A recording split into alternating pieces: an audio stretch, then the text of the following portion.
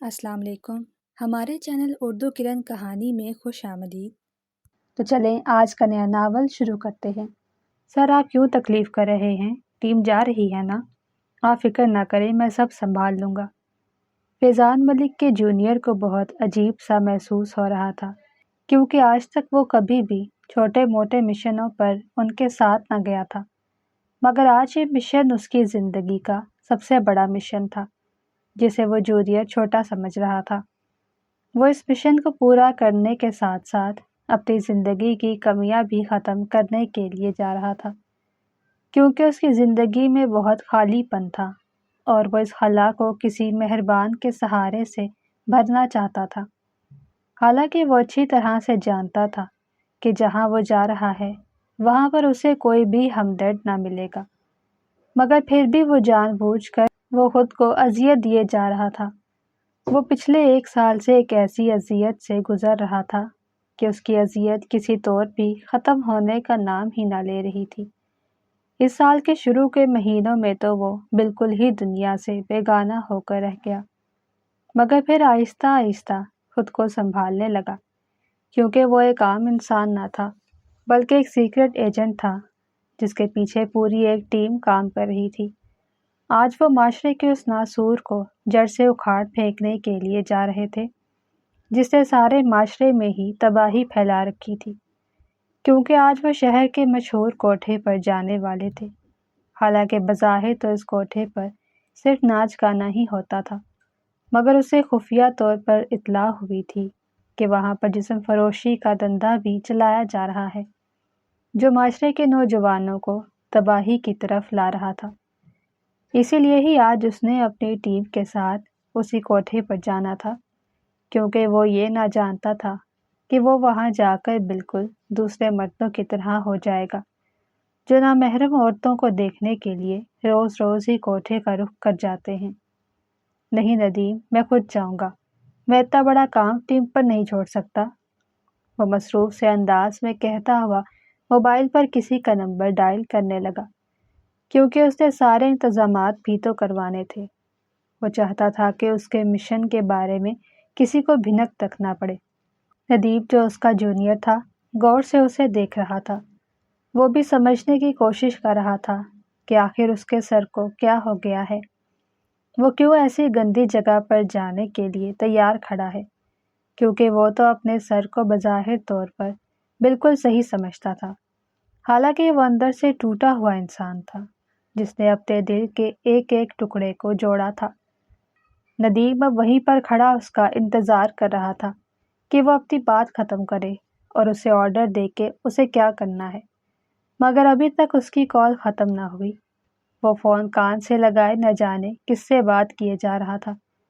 تھوڑی دیر بعد اس نے کال مکمل کی تو ندیم کو وہاں پر دیکھ کر سوالیہ نظروں سے گھورنے لگا، جیسے کہہ رہا ہو کہ اب کیا بات ہے۔ اس کی بات پر ندیم بھی پھر سے وہی ضد کرنے لگا، کیونکہ وہ یہ نہ چاہتا تھا کہ اس کا محسن اس گندگی میں پڑے۔ فیضان ملک صرف اس کا سینئر ہی نہیں بلکہ اس کا محسن بھی تھا۔ اس نے ہی ندیم کو اپنے ساتھ کام پر لگایا تھا، ورنہ اس سے پہلے تو وہ ادھر ادھر نوکری کی تلاش میں بھٹکتا پھرتا تھا۔ حالانکہ وہ ایک کوالیفائڈ انسان تھا، لیکن اتنی زیادہ کوالیفیکیشن کے باوجود بھی اسے آج تک کوئی نوکری نہ ملی تھی، حالانکہ وہ بہت قابل انسان تھا۔ پھر فیضان نے اسے اپنے ساتھ لگا لیا تو اس کی بھی روزی روٹی چل پڑی۔ اس کی خدمات بھی ملک کے لیے قابل تعریف تھی۔ ندیم، میں نے تم سے کہا ہے نا کہ میں خود جاؤں گا، یہ کہہ کر وہ پھر سے موبائل میں لگ گیا۔ وہ اپنے جونیئر پر غصہ نہ کر رہا تھا، کیونکہ وہ اس کا جونیئر ہونے کے ساتھ ساتھ اس کا دوست بھی تھا، مگر ندیم ہمیشہ اسے سر ہی بلاتا، کیونکہ وہ اپنے محسن کو اس کے نام سے نہ بلانا چاہتا تھا۔ بلکہ ایسا کرو، ٹیم کے ممبران سے کہہ دو کہ کسی کو بھی جانے کی ضرورت نہیں، پہلے میں اکیلا جا کر ساری صورتحال دیکھوں گا۔ اس سے پہلے کہ ندیم کچھ کہتا وہ پھر سے بات کرنے لگا، اور اس بار تو اس نے اپنی ہی بات کی نفی کر دی۔ حالانکہ وہ تھوڑی دیر پہلے کہہ چکا تھا کہ وہ ٹیم کے ساتھ جائے گا، مگر اب تو وہ ٹیم کو بھی ساتھ نہ لے جانا چاہتا تھا۔ سر، آپ کیسی باتیں کر رہے ہیں؟ میں آپ کو اکیلا نہیں جانے دے سکتا۔ وہ جگہ خطرے سے خالی نہیں ہے۔ بے شک وہاں پر عورتیں ہی رہتی ہیں، مگر اس دھندے کے پیچھے بڑے بڑے لوگوں کا ہاتھ ہے۔ وہ اتنی آسانی سے ہمیں وہاں کی چیکنگ نہیں کرنے دیں گے۔ ندیم اب اس کے لیے فکر مند ہو رہا تھا۔ وہ تو سوچ بھی نہیں سکتا تھا کہ وہ اسے اکیلے اتنی خطرناک جگہ پر جانے دے، کیونکہ کچھ دن پہلے ہی اسے معلوم ہوا تھا کہ اس کوٹھے کے پیچھے ملک کے نامور سیاست دانوں کا ہاتھ ہے، اور انہی کے دستے شفقت سے یہ کوٹھا آباد تھا۔ ندیم، تم کیسی بچوں جیسی باتیں کر رہے ہو؟ کچھ نہیں ہوگا مجھے، اور ویسے بھی میں نے سارا پلان بنا رکھا ہے۔ میں سول کپڑوں میں جاؤں گا، اور وہ بھی اس کوٹھے کا گراہک بن کر۔ اس کی بات نے تو ندیم کے سر پر بم ہی پھوڑ دیا۔ اس نے آج تک اپنے سر کو اس طرح سے نہ دیکھا تھا۔ وہ زندگی میں پہلی بار اسے گھورنے لگا، کیونکہ وہ سمجھنے کی کوشش کر رہا تھا کہ آخر وہ چاہتا کیا ہے۔ مگر جب اس نے اس کی آنکھوں میں جھانکا تو وہاں کوئی بھی جذبہ نہ تھا۔ اس کی آنکھیں جذبات سے عاری موبائل پر جھکی ہوئی تھیں۔ اس بار ندیم کچھ نہ بول پایا، بلکہ چپ چاپ ہی کھڑا تھا، کیونکہ بے شک وہ اس کا دوست تھا مگر اس کا سینئر بھی تھا، اسی لیے ہی وہ اس سے بلا وجہ کی ضد نہ کر سکتا تھا۔ پھر جب اس نے دیکھا کہ فیضان ملک اپنے کام میں مصروف ہو گیا ہے تو وہ چپ چاپ ہی کمرے سے باہر نکل آیا، کیونکہ اسے ابھی ٹیم کو انفارم بھی کرنا تھا، جو بیچارے تیاریوں میں لگے ہوئے تھے۔ ندیم، میری بات غور سے سنو۔ جب میں تمہیں کال کروں گا تو تم ساری ٹیم کو لے کر وہاں پر آ جانا، اور ہاں، تم سب لوگ سول کپڑوں میں ہی آنا۔ میں نہیں چاہتا کہ شہر میں ہلچل ہو، کیونکہ وہ کوٹھا شہر کے بالکل بیچوں بیچ ہی ہے۔ وہ جانے کے لیے تیار کھڑا تھا، اور جاتے جاتے ندیم کو ہدایت بھی کر رہا تھا۔ وہ فرمانبرداری کے ساتھ سر جھکائے اس کی ہدایات سن رہا تھا۔ وہ کوٹھا اندرون شہر میں تھا، مگر پھر بھی وہاں کی آبادی بہت زیادہ تھی، اسی لیے وہ کوئی تماشا نہیں چاہتا تھا۔ ویسے بھی اس نے سوچ رکھا تھا کہ جب وہ اپنے مشن میں کامیاب ہو جائے گا تب بھی اعلیٰ افسران کو اطلاع دے گا۔ وہ اب ایک بڑی سی شاندار کار میں بیٹھ کر سفر پر روانہ ہو چکا تھا، کیونکہ وہ اندرون شہر سے کافی فاصلے پر تھا، اس لیے اسے جاتے جاتے آدھا گھنٹہ تو لگ ہی جانا تھا۔ وہ بلیک کلر کے شلوار قمیض میں ملبوس موقع کی مناسبت سے تیار ہو کر جا رہا تھا، کیونکہ وہ جانتا تھا کہ وہاں پر اسی قسم کے ہی لوگ جاتے ہیں۔ حالانکہ وہ عام روٹین میں ٹی شرٹس جینز پہنتا تھا، مگر آج اس نے شلوار قمیض پہن رکھی تھی، بلیک کلر کی شلوار قمیض، ہاتھ میں گولڈن گھڑی اور ماتھے کو چھوتے سلکی کالے بال۔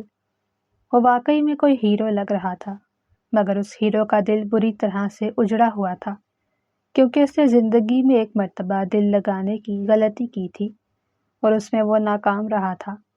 وہ اپنی محبوبہ کو ہی قصوروار سمجھتا تھا، حالانکہ اس نے ابھی تک اپنی محبت کا اظہار نہ کیا تھا، اور نہ ہی وہ لڑکی اس کی پابند تھی، کیونکہ اسے تو اس بارے میں کچھ معلوم ہی نہ تھا، مگر پھر بھی وہ اسے ہی قصوروار سمجھتا۔ گاڑی ہوا سے باتیں کرتی ہوئی جا رہی تھی، کیونکہ اسے محفل شروع ہونے سے پہلے ہی جانا تھا۔ وہ اس کوٹھے کی ساری معلومات نکلوا چکا تھا۔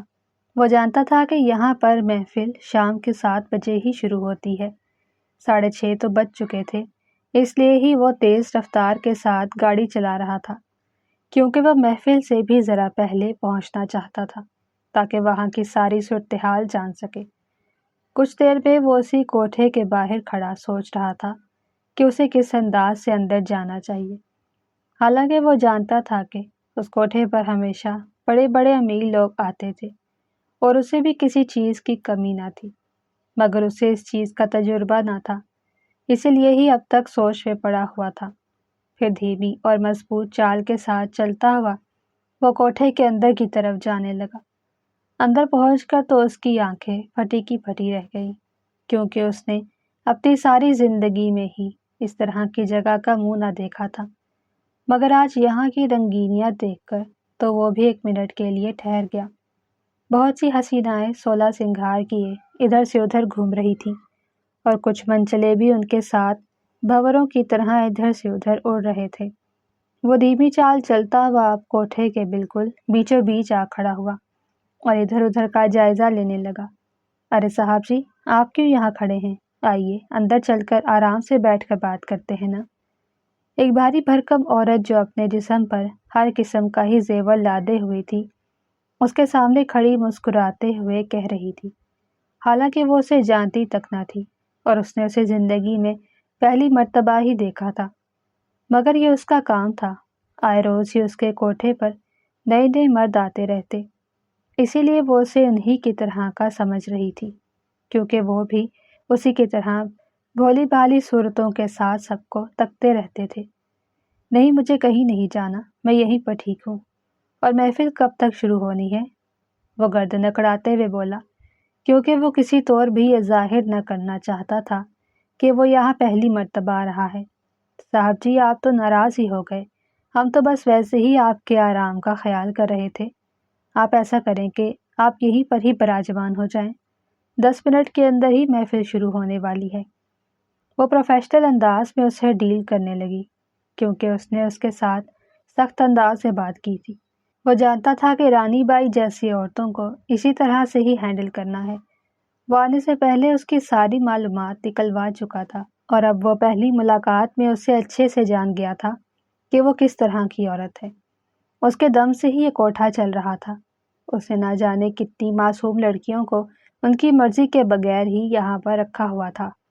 کچھ لڑکیاں تو اپنی مرضی سے بھی رہ رہی تھیں، مگر زیادہ تر لڑکیاں ایسی تھیں جنہیں زبردستی یہاں پر لایا گیا تھا، مگر اب وہ بھی اس گندگی کا حصہ بن کر رہ گئی تھی، اور اب یہاں سے نکلنے کا سوچ بھی نہ سکتی تھی، کیونکہ وہ اچھی طرح سے جانتی تھی کہ معاشرہ انہیں قبول نہ کرے گا، اور ویسے بھی رانی بائی انہیں کوٹھے سے باہر قدم تک نہ نکالنے دیتی۔ وہ ساری لڑکیاں تو یہاں کی قیدی تھیں، اور ان پر حکومت کرنے والی صرف ایک رانی بائی ہی تھی۔ رانی بائی کے کہنے پر وہ چپ چاپ ایک طرف جا کر بیٹھ گیا۔ وہاں پر نیچے ایک قیمتی قالین بچھایا گیا تھا، اور گاؤ تکیوں کے ساتھ کچھ لوگ ٹیک لگائے زمین پر ہی بیٹھے تھے۔ کسی کے ہاتھ میں جام تھا تو کسی کے ہاتھ میں سگریٹ، کوئی بھی ہاتھ خالی نہ تھا۔ ہر کوئی ہی نشے میں چور آنے جانے والی حسیناؤں کو تاڑ رہا تھا۔ وہ ان سے ذرا فاصلے پر بیٹھا غور سے آنے جانے والے لوگوں کو دیکھنے لگا، کیونکہ ابھی تک اسے ایسا کچھ بھی معلوم نہ ہوا تھا جس سے یہ محسوس کیا جا سکے کہ یہاں پر کوئی غلط کام ہو رہا ہے، حالانکہ وہ جانتا تھا کہ یہاں پر صحیح کام بھی نہیں ہوتے، مگر اسے ثبوت چاہیے تھے، کیونکہ ثبوت کے بغیر تو اس کی بات نہ سنی جانے والی تھی۔ وہ اپنی ٹیم کا لیڈر تھا، مگر پھر بھی اوپر سے اس سے بہت دباؤ تھا، اسی لیے ہی وہ ثبوت اکٹھے کرنے کے لیے اس گندگی میں ہاتھ ڈال چکا تھا۔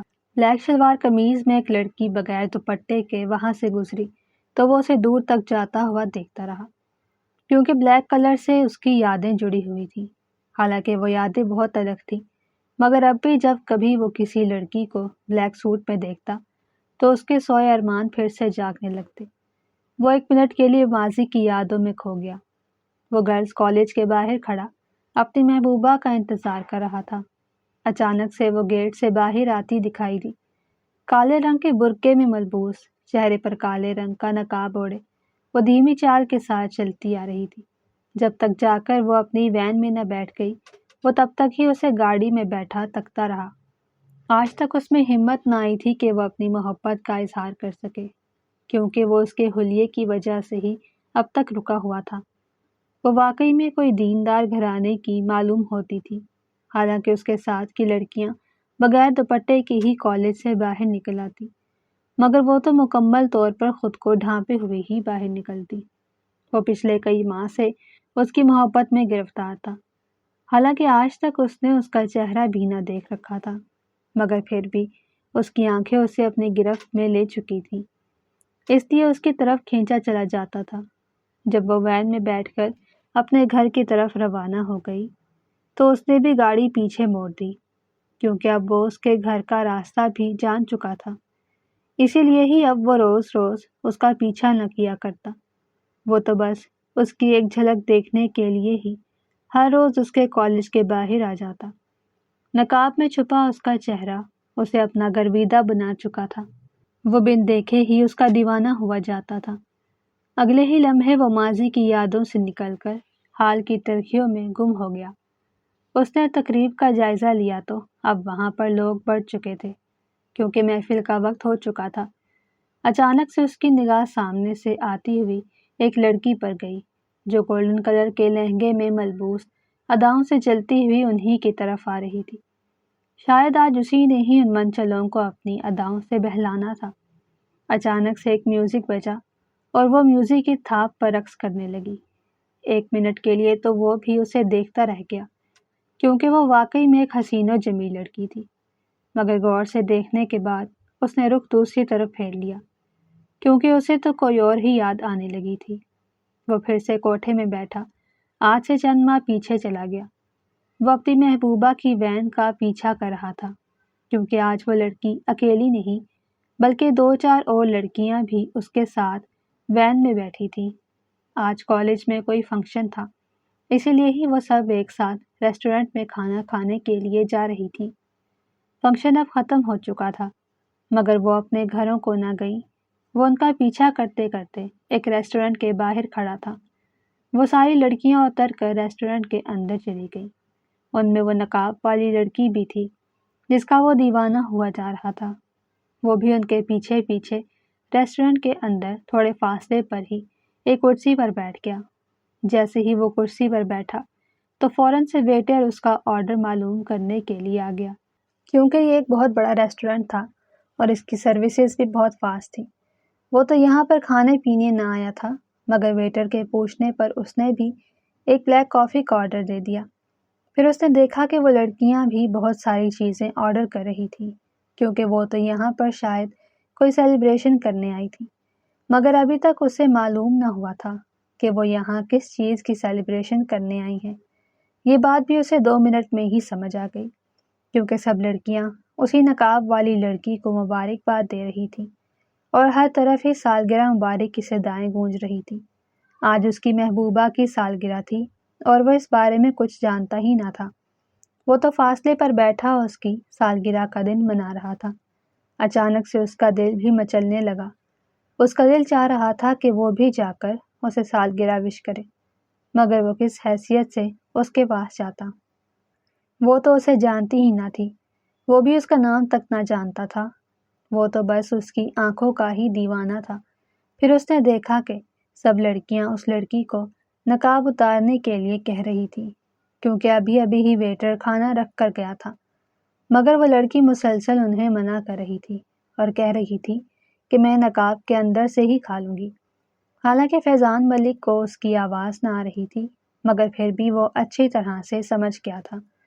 اس لڑکی نے اپنے چہرے پر ایک لٹکنے والا کالا نقاب ڈال رکھا تھا جس کے اندر سے بھی وہ کھا سکتی تھی، مگر اس کی دوستیں اسے مجبور کر رہی تھی کہ وہ نقاب اتارے۔ پھر دوستوں کے دباؤ میں آ کر جب اس نے نقاب اتارا تو اس کا دل بری طرح سے دھڑکنے لگا۔ زندگی میں پہلی مرتبہ وہ اپنی محبوبہ کا چہرہ دیکھ رہا تھا۔ اس کا چہرہ تو اس کی آنکھوں سے بھی کئی گنا زیادہ خوبصورت تھا، حالانکہ اس کی نیلی آنکھیں بھی کسی سے کم نہ تھیں، مگر جب نقاب ہٹا تو اس کا پر رونق اور چمکتا چہرہ دیکھ کر وہ لمحہ بھر کے لیے ٹھٹک گیا۔ وہ مسکراتے ہوئے اپنی دوستوں سے کچھ کہہ رہی تھی، شاید وہ یہی کہہ رہی تھی کہ وہ نقاب اوڑھنا چاہتی ہے، مگر ایک لڑکی نے اس کا نقاب اپنے بیگ میں ڈال لیا اور اب اسے واپس بھی نہ کر رہی تھی۔ پھر وہ ہنسی خوشی کھانا کھانے لگے اور کھانے کے بعد انہوں نے کیک بھی کٹ کیا۔ فیضان ملک کا دل اسے بار بار مجبور کر رہا تھا کہ وہ بھی اسے کوئی تحفہ دے۔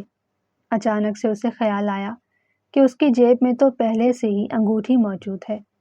وہ جب بھی اس لڑکی کو دیکھنے کے لیے آتا تھا تو اپنی جیب میں وہ انگوٹھی بھی ضرور لاتا کیونکہ ہر وقت ہی وہ سوچتا کہ وہ اسے پرپوز کرے گا، مگر آج تک اس میں ہمت ہی نہ ہوئی تھی۔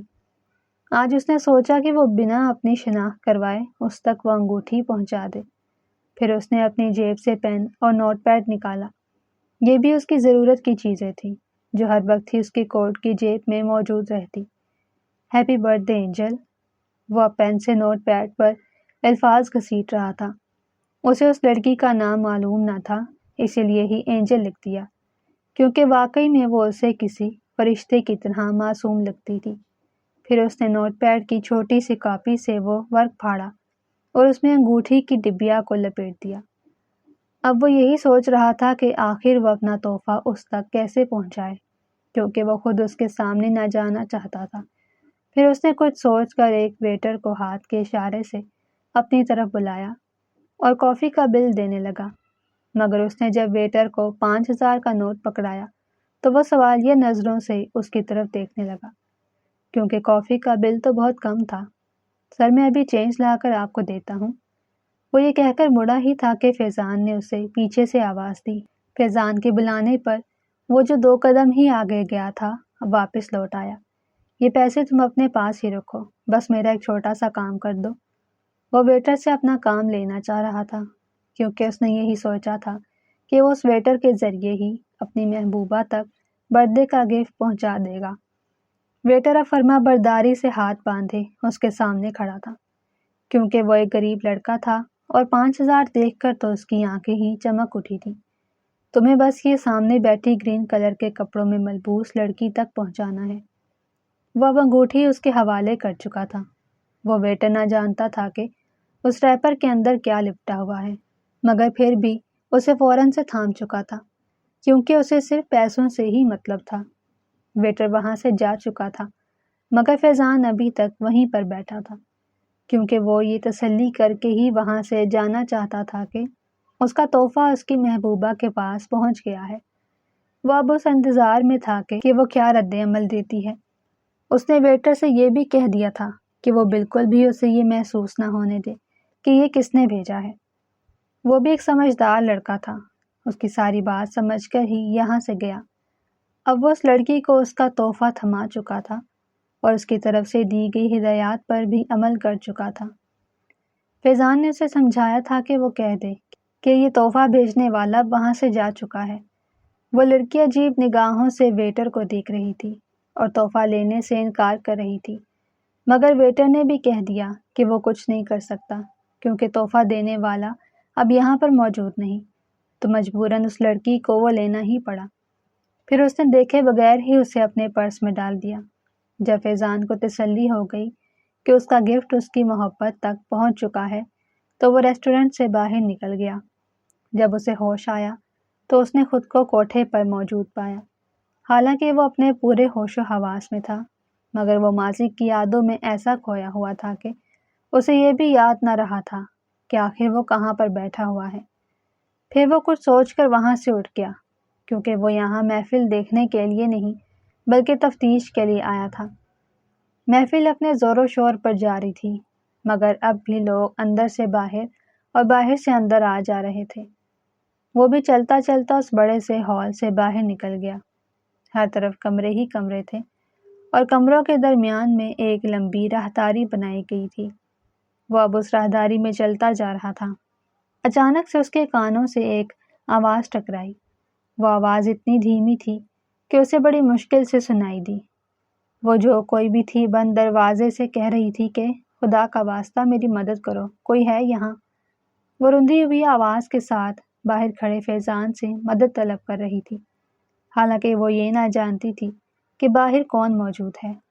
مگر جیسے ہی اس نے کسی کے قدموں کی آہٹ سنی تو دروازے کی طرف آ گئی۔ وہ اس کی آواز پر وہیں ٹھہر گیا، کیونکہ بے شک اس کی آواز دھیمی تھی، مگر وہ سمجھ گیا تھا کہ کوئی لڑکی اس سے مدد مانگ رہی ہے۔ دروازے کو باہر سے تالا لگایا گیا تھا، اسی لیے وہ اس کی کوئی مدد نہ کر سکا، مگر وہ اسے یوں چھوڑ کر بھی نہ جانا چاہتا تھا۔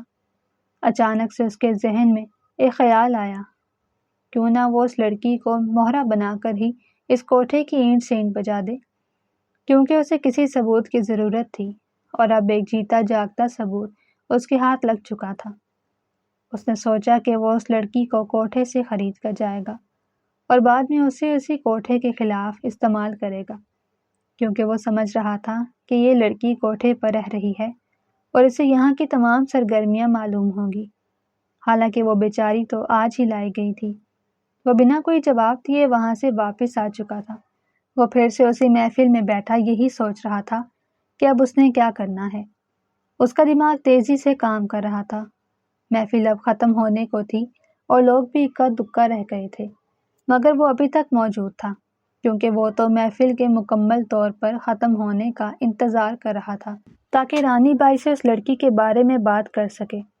وہ یہ بھی سوچ رہا تھا کہ آخر وہ رانی بائی سے کیا کہے گا، کیونکہ اس نے تو اس لڑکی کو دیکھا بھی نہ تھا اور نہ ہی وہ اس کا نام جانتا تھا، مگر پھر بھی وہ اسے یوں تنہا چھوڑ کر نہ جانا چاہتا تھا، کیونکہ ایک تو وہ دل سے اس کی مدد کرنا چاہتا تھا، اس کی آواز نے اسے اپنی مدد کے لیے مجبور کیا تھا، اور دوسرا وہ اس طریقے سے اپنا مشن بھی مکمل کرنا چاہتا تھا۔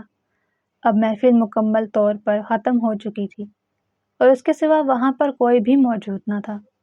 وہی بھاری بھرکم جسامت والی عورت جس نے ڈھیروں زیور لاد رکھا تھا، اب کسی ادا کے ساتھ چلتی ہوئی اس کی طرف آنے لگی، مگر آ کر وہ کچھ نہ بولی، بلکہ بس سوالیہ نظروں سے اس کی طرف دیکھنے لگی، حالانکہ وہ اچھے طریقے سے جانتی تھی کہ اب وہ اس سے کسی لڑکی کو ایک رات کے لیے مانگے گا، کیونکہ وہ ایسے لوگوں کو ہر روز ہی ڈیل کیا کرتی تھی۔ وہ جانتی تھی کہ جو آخر میں بیٹھا رہتا ہے اس کا اور کوئی مقصد ضرور ہوتا ہے۔ اس نے سوچ تو لیا تھا کہ اسے کسی بھی صورت میں اس لڑکی کو یہاں سے نکلوانا ہے، مگر اب اس کے الفاظ اس کا ساتھ نہ دے رہے تھے۔ مجھے یہاں کی سب سے خوبصورت لڑکی چاہیے، آپ کو منہ مانگی قیمت دوں گا۔ لہجے کو مضبوط اور گردن کو اکڑا کر وہ اب اپنا مدعا بیان کر چکا تھا۔ رانی بائی ایک دل خراش مسکراہٹ کے ساتھ ہنستے ہوئے اس کی طرف دیکھنے لگی۔ اس کا اندازہ صحیح ہی نکلا تھا، مگر وہ اب بھی غلط ہی سوچ رہی تھی، کیونکہ وہ تو اس کا کاروبار ہی ٹھپ کرنے پر تلا ہوا تھا۔ صاحب جی، میرے پاس تو ڈھیروں لڑکیاں ہیں، آپ کو کون سی چاہیے؟ وہ آوارہ سے لہجے میں کہہ رہی تھی۔ جب وہ بولی تو اس کے منہ سے بدبو فیضان کو اپنے ناک میں گھستے ہوئے محسوس ہوئی، کیونکہ اس عورت نے بھی شراب پی رکھی تھی۔ فیضان تو اس سے بولنا ہی نہ چاہتا تھا، مگر اسے اپنا کام مکمل کرنا تھا، اسی لیے ہی اس سے بات کرنا اس کی مجبوری تھی۔ وہ اب اسے پوچھ رہی تھی کہ اسے کون سی لڑکی چاہیے، مگر فیضان تو جانتا نہ تھا کہ اس لڑکی کا کیا نام ہے۔ اس کا دماغ سائیں سائیں کر رہا تھا، اس کی سمجھ میں کچھ نہ آ رہا تھا کہ آخر وہ کیا بولے۔ وہ تو بس ایسے ہی خوبصورت لڑکی کا ذکر کر گیا تھا، مگر اب اس عورت کی بات سن کر وہ سوچ میں پڑ گیا۔ رانی بائی سوالیہ نظروں سے اس کی طرف دیکھنے لگی اور ساتھ میں مسکرا بھی رہی تھی۔ مجھے وہ لڑکی چاہیے جو بہت ہی حسین ہو اور آج تک وہ کسی کی نظر میں نہ آئی ہو۔ وہ ایک مصنوعی مسکراہٹ کے ساتھ جواب دے گیا، کیونکہ بہت سوچ بچار کے بعد اسے یہ احساس ہوا کہ اس لڑکی کو ضرور زبردستی وہاں پر لایا گیا ہے، شاید کچھ روز پہلے ہی آئی ہے، کیونکہ جس طرح وہ رو رہی تھی اس سے تو یہی لگتا تھا کہ وہ یہاں زیادہ عرصہ نہیں رہی۔ اس کا نشانہ صحیح جگہ پر لگا تھا، کیونکہ وہ لڑکی تو آج ہی لائی گئی تھی، مگر وہ یہ نہ جانتا تھا کہ وہ آج لائی گئی ہے۔ وہ تو بس یہی سمجھ رہا تھا کہ وہ کچھ عرصہ پہلے ہی لائی گئی ہوگی، اس لیے ہی وہ رو رہی تھی۔ صاحب جی، ایک لڑکی ہے میرے پاس، مگر وہ بہت حسین اور نازک کلی ہے، آپ کیا قیمت لگاؤ گے؟ وہ ازلی مسکراہٹ کے ساتھ کہہ رہی تھی، کیونکہ یہ مسکراہٹ اس کے کام کی چابی تھی۔ اسی مسکراہٹ سے ہی تو وہ لوگوں کے دلوں تک پہنچ جاتی تھی۔ ویسے اتنی قیمت تو لگاؤ گے نہیں؟ وہ جو پہلے خود اس سے قیمت کے بارے میں معلوم کر رہی تھی، اب خود سے ہی کہنے لگی، کیونکہ وہ اس کی آنکھوں میں بے تابی دیکھ چکی تھی۔ ٹھیک ہے، مجھے وہ لڑکی چاہیے، مگر میں اسے ہمیشہ کے لیے ہی لے جانا چاہتا ہوں۔ اب اس نے اپنا اصلی مدعا بیان کیا، کیونکہ پہلے اس نے یہ نہ کہا تھا کہ وہ اسے یہاں سے خرید کر لے جانا چاہتا ہے۔ اس کی بات پر تو رانی بائی قہقہا لگا کر رہ گئی، کیونکہ وہ بہت زیادہ خوش ہو رہی تھی۔ آج ہی اس نے اس لڑکی کو 5 لاکھ میں خریدا تھا، مگر وہ جانتی تھی کہ سامنے بیٹھا شخص اس کی اتنی قیمت نہ لگائے گا۔ میں تمہیں پورے 30 لاکھ دوں گا، تم آج اور ابھی وہ لڑکی میرے حوالے کر دو۔ وہ اب اس کی قیمت لگا چکا تھا، حالانکہ وہ جانتا تھا کہ یہ قیمت بہت زیادہ ہے، مگر وہ کسی بھی صورت اس لڑکی کو گنوانا نہ چاہتا تھا، اسی لیے ہی اتنی رقم کہی۔ اس کی بات سن کر تو رانی بائی کا منہ کھلا کا کھلا رہ گیا۔ وہ جانتی تھی کہ وہ اس کی زیادہ قیمت لگائے گا، مگر یہ رقم تو بہت ہی زیادہ تھی۔ وہ تو خوشی سے پھولے نہ سما رہی تھی، اور دل ہی دل میں یہ بھی سوچ رہی تھی کہ کوئی کیسے کسی کو دیکھے بغیر اس کی اتنی قیمت لگا سکتا ہے۔ اور وہ بھی اتنی زیادہ؟ ٹھیک ہے صاحب جی، آپ پیسوں کا انتظام کریں، جیسے ہی پیسے میرے حوالے کر دیں گے میں بھی آپ کی امانت آپ کو لوٹا دوں گی۔ وہ ہنستے ہنستے ہی کہے جا رہی تھی۔ وہ اسے پیسوں کا انتظام کرنے کا کہہ رہی تھی کیونکہ وہ یہ نہ جانتی تھی کہ وہ سارا انتظام کر کے ہی آیا ہے۔ اس کے کہنے پر اسی وقت فیضان نے اپنی کوٹ کی جیب میں ہاتھ ڈالا اور ایک چیک بک باہر نکالی، پھر کوٹ کی اوپری جیب سے پین نکال کر چیک بک پر رقم کے ساتھ ساتھ سائن بھی کر گیا اور فوراً سے چیک پھاڑ کر رانی بائی کے حوالے کر دیا۔ یہ دیکھ کر تو رانی بائی کی آنکھیں پھٹی کی پھٹی رہ گئیں۔ وہ چمکتی نگاہوں کے ساتھ چیک بک پر 30 لاکھ لکھا ہوا دیکھ رہی تھی۔ ٹھیک ہے صاحب، کچھ دیر انتظار کیجیے، میں آپ کی امانت آپ کے ساتھ بھیجنے کا انتظام کرتی ہوں۔ یہ کہہ کر وہ ایک ادا سے چلتی ہوئی راہداری کی طرف چلی گئی، کیونکہ سبھی لڑکیوں کے کمرے اسی طرف تھے۔ وہ اس کے پیچھے پیچھے آنے لگا، مگر رانی بائی نے ہاتھ کے اشارے سے اسے روک دیا تو وہ وہیں پر کھڑا رہ گیا۔ مگر اب وہ محفل والے ہال سے نکل چکا تھا اور راہداری کے شروع میں ہی کھڑا تھا۔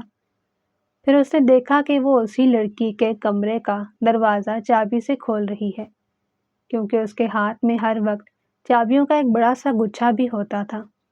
وہ تالا کھول کر اب اندر جا چکی تھی اور وہ وہیں پر کھڑا انتظار کرنے لگا۔ اسے اطمینان بھی ہو گیا تھا، کیونکہ پہلے تو وہ سمجھ رہا تھا کہ نہ جانے وہ کس لڑکی کو اس کے حوالے کر دے، مگر اب اس کی فکر ایک مکمل اطمینان میں بدل چکی تھی، کیونکہ وہ بیچارہ یہ نہ جانتا تھا کہ قسمت اس کے ساتھ کیا کھیل کھیل رہی ہے۔ تھوڑی دیر کے بعد ہی رانی بائی کمرے سے باہر آ گئی، مگر اس کے چہرے پر ایک عجیب سی بے چینی تھی جو فیضان ملک ایک لمحے میں ہی سمجھ گیا، کیونکہ وہ ایک سیکرٹ ایجنٹ تھا اور آج تک اپنے کیریئر میں نہ جانے کتنے لوگوں سے مل چکا تھا، اس لیے ہی وہ لوگوں کے چہرے پڑھ لیا کرتا تھا۔ صاحب جی، ایک مسئلہ ہو گیا ہے، وہ اسی ادا کے ساتھ کہہ رہی تھی جس اداسی کے ساتھ وہ دھیمی دھیمی چال سے چلتی ہوئی اس کی طرف آئی تھی۔ اب کیا مسئلہ ہے؟ پہلے تو تم نے کہا کہ میں رقم ادا کروں، اب جب میں نے رقم ادا کر دی ہے تو تم بہانے بنا رہی ہو۔ یہ یاد رکھو کہ میں کوئی عام انسان نہیں، اگر تم نے میرے ساتھ دھوکہ کیا تو میں تمہیں بیچ چوراہے پر لا کھڑا کروں گا۔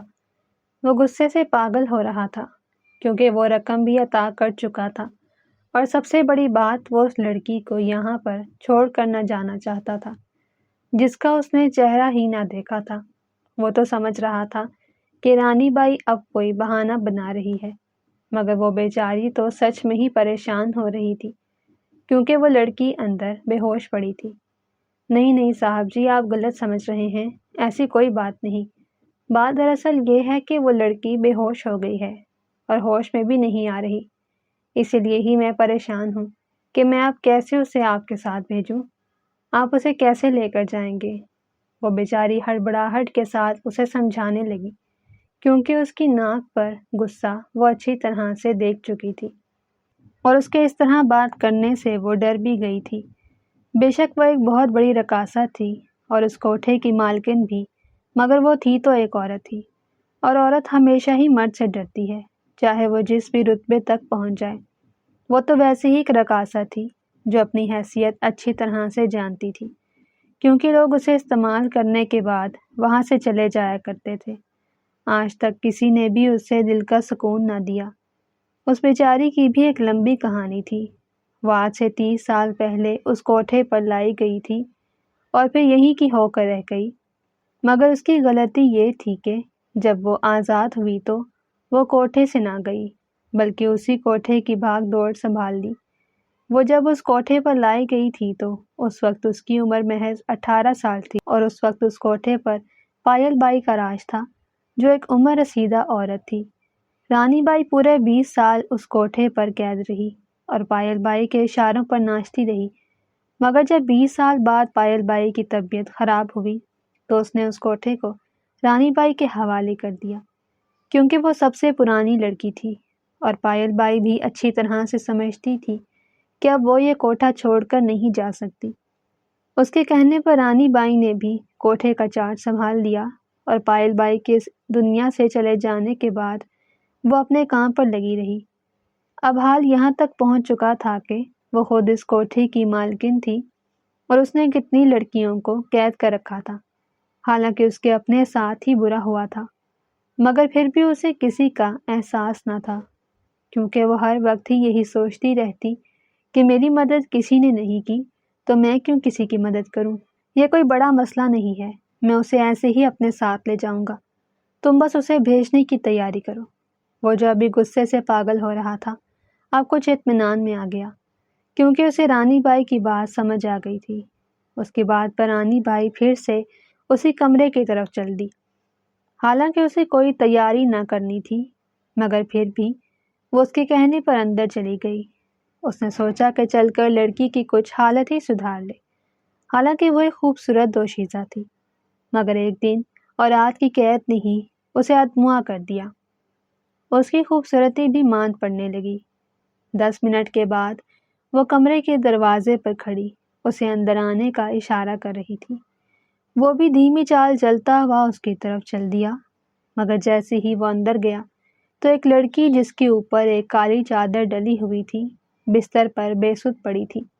اندر آ کر رانی بائی نے اسے پھر سے ہوش میں لانے کی کوشش کی تھی، مگر وہ ناکام رہی، کیونکہ وہ بھوک کی وجہ سے نڈھال ہو کر بے ہوش ہوئی تھی۔ جب وہ اس کوٹھے پر لائی گئی تھی اس وقت سے لے کر اب تک اس نے پانی کا ایک گھونٹ بھی نہ پیا تھا۔ آج اسے اس کوٹھے پر دوسرا دن تھا۔ اسے دیکھ کر تو فیضان سوچ میں پڑ گیا کہ اب اسے کیسے لے جائے۔ اس نے حامی تو بھر لی تھی، مگر اب اس کی سمجھ میں کچھ نہ آ رہا تھا۔ پھر وہ آگے بڑھا اور اس لڑکی کے چہرے سے چادر ہٹائی، مگر اس لڑکی کو دیکھ کر تو اس کے پاؤں کانپنے لگے۔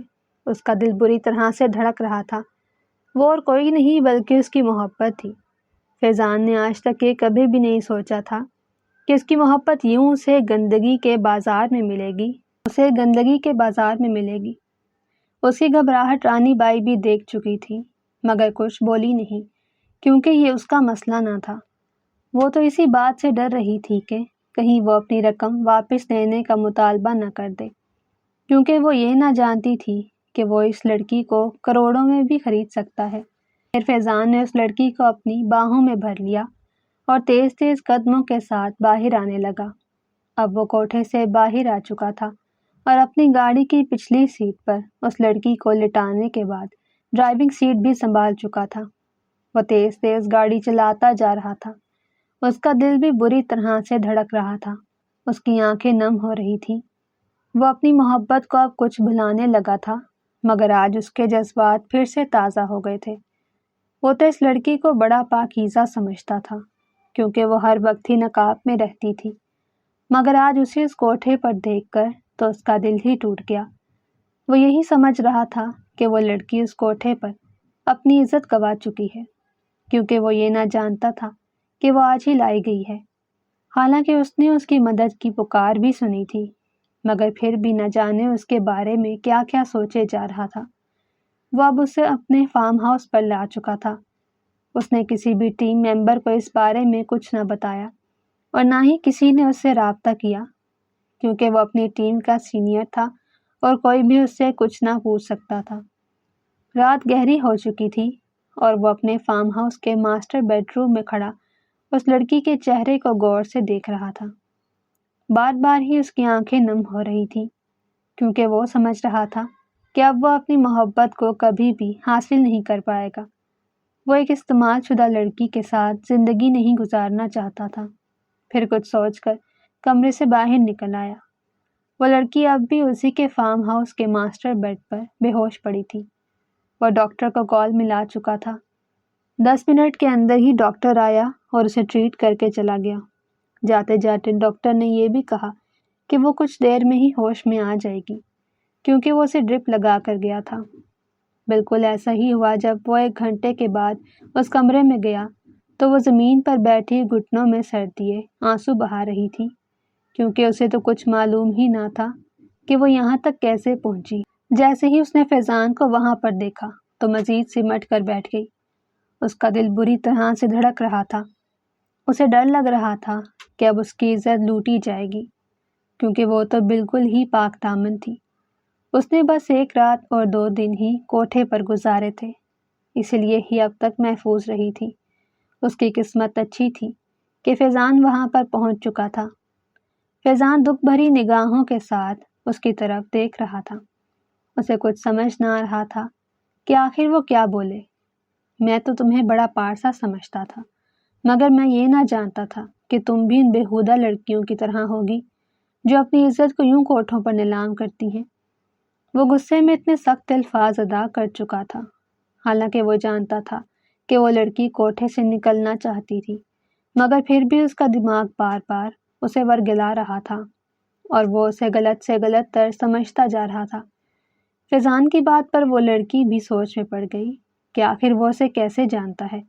آپ کون ہیں اور مجھے یہاں کیوں لائے ہیں؟ وہ رندی ہوئی آواز میں بولی تو فیضان کے دل کو کچھ عجیب سا ہوا، کیونکہ وہ اس کی محبت تھی، مگر اب وہ کسی اور ہی حالت میں تھی، اسی لیے ہی وہ اس سے خار کھا رہا تھا۔ میرے سامنے زیادہ بھولی بننے کی ایکٹنگ نہ کرو۔ تم ہر وقت پردے میں رہتی تھی نا، اور تمہارے اسی پردے نے ہی مجھے دھوکہ دیا۔ اس کا غصہ اب بھی کچھ کم نہ ہوا تھا، مگر وہ بیچاری تو اسے زندگی میں پہلی مرتبہ دیکھ رہی تھی۔ آپ کیا کہہ رہے ہیں؟ میری سمجھ میں کچھ نہیں آ رہا۔ اور آپ کون ہیں؟ میں آپ کو نہیں جانتی۔ وہ آنسو بہاتے ہوئے کہہ رہی تھی، مگر فیضان کو اس پر بہت زیادہ غصہ آ رہا تھا۔ تم سچ ہی کہہ رہی ہو کہ تم مجھے نہیں جانتی، مگر میں تمہیں اچھی طرح سے جانتا ہوں۔ تمہیں اپنی پچھلی برتھ ڈے تو یاد ہی ہوگی۔ وہ اب طنزیہ مسکراہٹ کے ساتھ اسے ریسٹورنٹ والا دن یاد دلا رہا تھا، کیونکہ وہ تاریخ اسے آج بھی نہ بھولی تھی۔ 22 فروری اس کی زندگی کا حسین ترین دن تھا، جس دن اس نے اپنی محبت تک اپنا تحفہ پہنچایا تھا۔ اور اب بھی فروری کا مہینہ تھا، مگر ابھی تک اس کی برتھ ڈے کی ڈیٹ نہ آئی تھی۔ آپ کون ہیں اور کیسی میری برتھ ڈے کے بارے میں جانتے ہیں؟ وہ لڑکی اب رو نہ رہی تھی، کیونکہ اس کا تجسس بڑھتا ہی جا رہا تھا۔ آپ جھوٹ بول رہے ہیں، آپ نہیں جانتے مجھے، بلکہ کوئی بھی مجھے نہیں جانتا۔ وہ اب پھر سے رونے لگی، کیونکہ اس نے اسے 1 سال میں زندگی کو موت کی طرح گزارا تھا۔ Happy birthday angel. وہ سنجیدگی کے ساتھ پھر سے وہی لفظ دہرا رہا تھا جو اس نے اس کاغذ پر لکھے تھے۔ اس کے منہ سے وہ الفاظ سن کر تو وہ ایک لمحے کے لیے ٹھٹک گئی، کیونکہ اس کے علاوہ کوئی بھی اس بارے میں کچھ نہیں جانتا تھا، مگر ایک شخص تھا جو اس بارے میں جانتا تھا، اور وہ وہی شخص تھا جس نے اسے وہ انگوٹھی اور وہ نوٹ بھیجا تھا۔ اس کے آنسو اب روانی کے ساتھ بہنے لگے۔ وہ سمجھ چکی تھی کہ یہ وہی شخص ہے۔ اس مہربان کو تو نہ جانے وہ کہاں کہاں ڈھونڈتی رہی، کیونکہ زندگی میں پہلی بار کسی نے اسے تحفہ دیا تھا، اور تحفہ دینے کے انداز سے وہ سمجھ گئی تھی کہ وہ اسے چاہتا ہے۔ جب اس پر مشکل آئی تو تب سے وہ اسے ڈھونڈ رہی تھی، مگر اسے ڈھونڈنے سے پہلے ہی وہ کوٹھے پر پہنچ گئی۔ اس دن کی بات نہ کیجیے، وہ دن میری زندگی کا بدترین دن تھا، وہ گیلی آواز کے ساتھ کہہ رہی تھی، کیونکہ واقعی میں وہ اس کی زندگی کا بدترین دن تھا۔ اس کی بات سن کر فیضان بھی حیران ہو گیا، کیونکہ وہ اس بارے میں کچھ نہ جانتا تھا، مگر اس کے رونے کی وجہ سے اس کا دل اس کے قابو میں نہ آ رہا تھا۔ اسے ایسا لگ رہا تھا کہ وہ بہت بڑی تکلیف میں ہے، کیونکہ اس کی محبت اس کی آنکھوں کے سامنے بیٹھی آنسو بہا رہی تھی، اور وہ اس کے بارے میں کچھ بھی نہ جانتا تھا، کیونکہ وہ تو اسے غلط سمجھ رہا تھا۔ کیا مطلب ہے تمہارا؟ تم کیا کہنا چاہتی ہو؟ وہ اب تجسس کے ساتھ کہنے لگا، کیونکہ وہ جاننا چاہتا تھا کہ آخر اس دن کیا ہوا۔ پھر جب وہ لڑکی بولی تو اسے اپنی سماعتوں پر ہی یقین نہ آیا۔ اسی دن ہی اس کے ماں باپ اسے چھوڑ کر چلے گئے۔ جب وہ ریسٹورنٹ سے گھر گئی تو اس کے گھر کے کچن میں آگ لگی ہوئی تھی، اور اس کے دونوں ماں باپ ہی اس آگ کی لپیٹ میں آ چکے تھے، کیونکہ تھوڑی دیر پہلے ہی وہ ایک ساتھ مل کر کھانا بنا رہے تھے۔ اس نے اس دن سے لے کر پورے 1 سال کی داستان فیضان کے گوشے گزار کی تھی۔ وہ 1 سال ادھر سے ادھر بھٹکتی رہی، کبھی چچا کے گھر تو کبھی پھپھو کے گھر، مگر کوئی بھی اسے رکھنے پر تیار نہ تھا، اور اس کے گھر پر بھی اس کے چچا زاد بھائی نے قبضہ کر لیا تھا، جو اس سے عمر میں بہت بڑا تھا اور اپنی فیملی کے ساتھ اب وہیں پر شفٹ ہو چکا تھا، مگر پھر بھی اسے اپنے ساتھ رکھنے پر راضی نہ تھا۔ وہ اکیلی لڑکی مجبور گھر سے نکل آئی تھی، اور پھر وہ ایک گھٹیا شخص کے ہاتھ لگ گئی جس نے اسے کوٹھے پر بیچ دیا۔ اس کی درد بھری داستان سن کر تو فیضان ملک کی آنکھوں سے بھی آنسو نکل آئے۔ وہ تو اسے کیا سمجھ رہا تھا اور وہ کیا نکلی۔ کیا تم مجھ سے نکاح کرو گی؟ وہ اب اپنے دل کی بات پر آ گیا، حالانکہ اب بھی وہ اس کا نام نہ جانتا تھا، مگر پھر بھی اس کے سامنے نکاح کی بات رکھ دی۔ اس کی بات پر تو نہ جانے وہ کیا سوچنے لگی، کیونکہ وہ اسے غلط انسان سمجھ رہی تھی جو اسے کوٹھے سے خرید کر لایا تھا۔ مگر جب فیضان ملک نے اسے اپنے کام کے بارے میں بتایا تو وہ بھی ساری بات سمجھ گئی اور کچھ سوچے سمجھے بغیر ہی نکاح کی حامی بھر لی، کیونکہ ایک تو وہ شخص 1 سال پہلے اس کے دل میں جگہ بنا چکا تھا اور دوسرا اس کا کوئی آسرا بھی نہ تھا۔ اس کا اقرار سن کر تو فیضان کی خوشی کی انتہا نہ رہی۔ اس نے راتوں رات ہی اپنے جونیئر ندیم کو فون کیا۔ وہ 1 گھنٹے میں ہی نکاح کے انتظامات کروا کر وہاں پہنچ گیا۔ وہ سر پر لال دوپٹہ اوڑھے سادگی کے ساتھ نکاح نامے پر سائن کر رہی تھی۔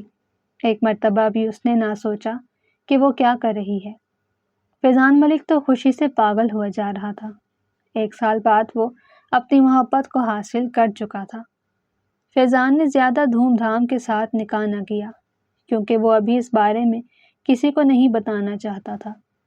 حالانکہ اس کی فیملی میں صرف اس کی ماں ہی تھی، کیونکہ اس کے بابا تو بچپن میں ہی وفات پا گئے تھے۔ اسی لیے اس نے عدیل کے ذریعے ہی نکاح کا انتظام کروایا۔ وہ بھی صرف ایک لال دوپٹہ اور گجرے ہی لے کر آیا، جو گجرے اب مناہل نے پہن رکھے تھے۔ وہ لال دوپٹہ اوڑھے واقعی میں ایک دلہن لگ رہی تھی، حالانکہ اس نے کوئی تیاری نہ کی تھی، مگر اس کے چہرے پر ایک عجیب سا اطمینان تھا، کیونکہ وہ اب ایک مضبوط بندھن میں بندھ چکی تھی۔ نکاح کے وقت ہی فیضان نے اس کا نام جانا۔ سب لوگ وہاں سے جا چکے تھے، اب وہ اس کمرے میں اکیلے ہی تھے۔ فیضان اس سے ذرا فاصلے پر صوفے پر بیٹھا اپنی آنکھوں میں آئی نمی ٹیشو پیپر سے صاف کر رہا تھا۔ اس کا دل بار بار بھاری ہو رہا تھا، کیونکہ اس نے اپنی محبت کو حاصل کرنے کے لیے بہت سے مراحل کو پار کیا تھا۔ اسے اب بھی وہ بات نہ بھول رہی تھی جب اس نے مناہل کو کوٹھے پر دیکھا تھا۔ اس وقت تو وہ اس کے بارے میں کچھ بھی نہ جانتا تھا، اس لیے ہی اس کے بارے میں غلط گمان کرنے لگا، مگر اب سب کچھ بدل چکا تھا۔ وہ دھیمی دھیمی چال کے ساتھ چلتا ہوا اس کی طرف آ رہا تھا، جو ایک کرسی پر سمٹی سی بیٹھی تھی۔ حالانکہ وہ اب اس کی شرعی بیوی تھی، مگر پھر بھی اسے ایک انجان شخص سے شرم محسوس ہو رہی تھی۔ اسے یوں سمٹا ہوا بیٹھا دیکھ کر وہ بھی ایک پل میں ہی سمجھ گیا کہ وہ بہت شریف اور پارسا لڑکی ہے، کیونکہ جو لڑکی اپنے شوہر کے سامنے اس طرح سے بیٹھی تھی تو وہ کیسے کسی غیر مرد کے پاس جا سکتی تھی۔ اور ویسے بھی فیضان اب جان چکا تھا کہ اس نے 1-2 دن ہی کوٹھے پر گزارے تھے، اور وہ بھی عزت کی حفاظت کے ساتھ۔ مناہل، تم نہیں جانتی میں نے اس دن کا کتنی شدت سے انتظار کیا تھا، اور جب تم کھو گئی تھی تو میں نے تمہیں سارے زمانے میں ڈھونڈا تھا، مگر تم کہیں نہ ملی۔ وہ گیلی آنکھوں کے ساتھ اس کا ہاتھ تھامے بیٹھا، اس کو اپنی محبت کی شدتیں بتا رہا تھا، کیونکہ اس دن کے بعد وہ کالج نہ آئی تھی۔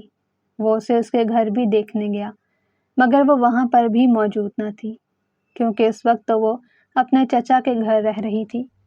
اس کی محبت کا اظہار سن کر تو مناہل کی آنکھوں سے بھی آنسو نکل آئے، کیونکہ وہ محبت کی ترسی ہوئی تھی۔ اس نے اسے 1 سال کو جس اذیت میں گزارا تھا وہ صرف وہی جانتی تھی، مگر اب سب کچھ بدل چکا تھا۔ اس کی بات پر وہ دھیما سا مسکرا گئی، مگر اس کی آنکھیں اب بھی برس رہی تھی، لیکن یہ آنسو دکھ کے نہیں بلکہ خوشی کے تھے۔ اس کی مسکراہٹ دیکھ کر فیضان کی مسکراہٹ بھی گہری ہو گئی۔ اگلے ہی دن وہ اپنی محبت یعنی اپنی بیوی کو لے کر اپنے گھر پہنچ گیا۔ اس کی ماں اپنی بہو کو دیکھ کر بہت خوش ہوئی، کیونکہ وہ پچھلے کئی مہینے سے ہی اس پر دباؤ ڈال رہی تھی کہ وہ شادی کر لے، مگر وہ تو اپنی محبت نہ بھلا پایا تھا، اسی لیے شادی کے نام سے ہی چڑ جاتا۔ مناہل نے اسے کوٹھے کے سارے راز بھی بتا دیے، حالانکہ وہ 2 دن ہی وہاں پر رہی تھی، مگر اس 2 دن میں اسے معلوم ہو گیا تھا کہ وہاں کیا کیا ہوتا ہے۔ فیضان نے اپنی پاور استعمال کر کے رانی بائی کا کام ٹھپ کروا دیا، اور وہ اب اس وقت جیل میں تھی، کیونکہ اس نے کئی لڑکیوں کی ہی زبردستی وہاں پر رکھا ہوا تھا۔ اسے 12 سال کی قید سنائی گئی۔ مناہل بہت زیادہ خوش تھی، کیونکہ ایک تو وہ ان لڑکیوں کو آزاد کروانے کے کام آئی، اور دوسرا فیضان جیسا ہم سفر اس نے ہمیشہ خوابوں میں ہی سوچا تھا۔ اب وہ دونوں ایک دوسرے کی قربت میں خوش رہنے لگے۔ فیضان تو خوشی سے پھولے نہ سماتا تھا، کیونکہ اس نے اپنی محبت حاصل کر لی تھی، اور مناہل بھی اس جیسا ہم سفر پا کر اپنی زندگی کے دکھ بھلا چکی تھی۔ سچ ہی کہتے ہیں کہ اگر لگن سچی ہو تو پھر دو دلوں کو ملنے سے کوئی نہیں روک سکتا۔ اگر آپ کو ہماری کہانی پسند آئی ہو تو چینل کو سبسکرائب، ویڈیو کو لائک اور شیئر ضرور کریں۔